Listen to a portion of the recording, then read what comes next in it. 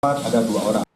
Modus adopsi pelaku praktik jual beli anak dibongkar jajaran Satreskrim Polres Kulon Progo, Yogyakarta. Dan inilah detik-detik para pelaku diringkus jajaran Satreskrim Polres Kulon Progo saat akan melakukan transaksi jual beli anak di wilayah Wates, Kulon Progo, Yogyakarta. Kasus ini terungkap setelah jajaran Satreskrim Polres Kulon Progo melakukan patroli cyber dan mendapati adanya akun penawaran adopsi anak. Setelah diselidiki, praktik yang dilakukan akun tersebut mengarah pada tindak pidana perdagangan orang atau TPPO dengan menyamar sebagai pengadopsi, dan akhirnya polisi berhasil mengamankan para pelaku. Adapun pelaku yang berhasil ditangkap berinisial AH laki-laki 41 tahun, A laki-laki 39 tahun, NN perempuan 20 tahun, MM perempuan 52 tahun, serta seorang bayi laki-laki usia 3 hari yang akan diperjualbelikan.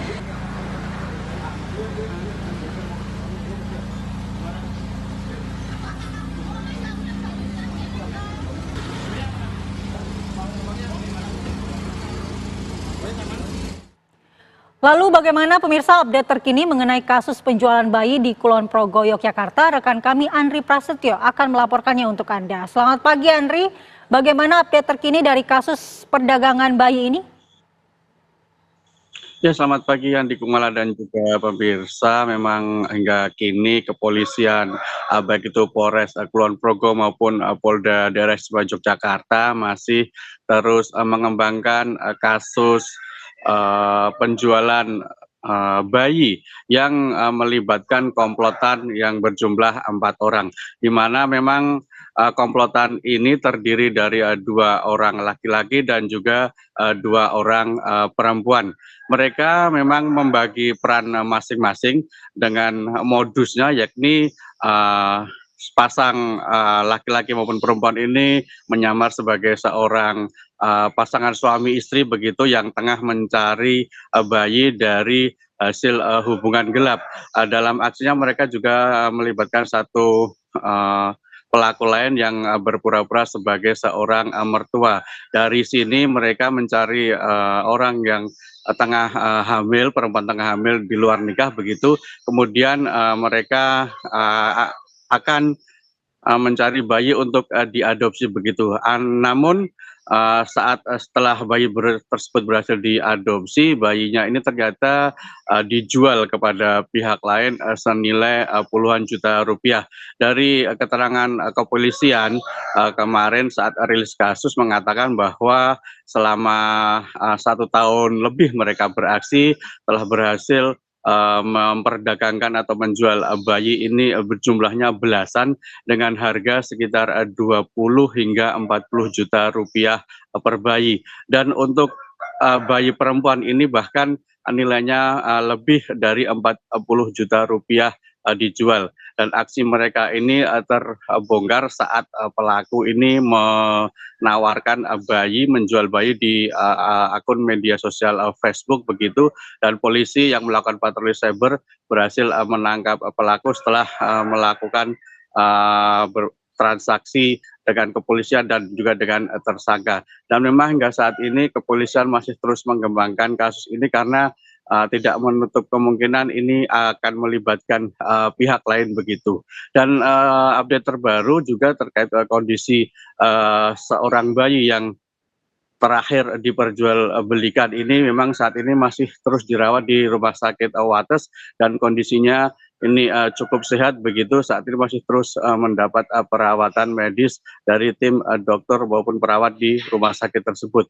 Dan memang ini polisi juga menghimbau masyarakat apabila menemukan praktik-praktik seperti ini untuk segera melapor kepada pihak kepolisian, karena komplotan ini memang tidak hanya menjual bayinya di Yogyakarta, tapi juga di kota-kota lain seperti di Manado, kemudian di Jakarta, dan beberapa wilayah di Jawa Timur.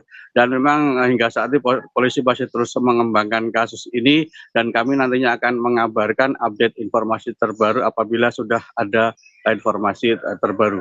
Begitu Andi Kumala, kita kembali ke studio. Apakah pihak kepolisian juga akan mengusut pihak lain yang terlibat kasus ini, khususnya para pembeli? Apakah lokasi dari para pembeli yang membeli bayi dari perdagangan ini sudah diketahui oleh polisi, dan apakah nanti akan diusut apakah pembeli ini terlibat dalam kasus ini atau hanya sebagai korban eksploitasi?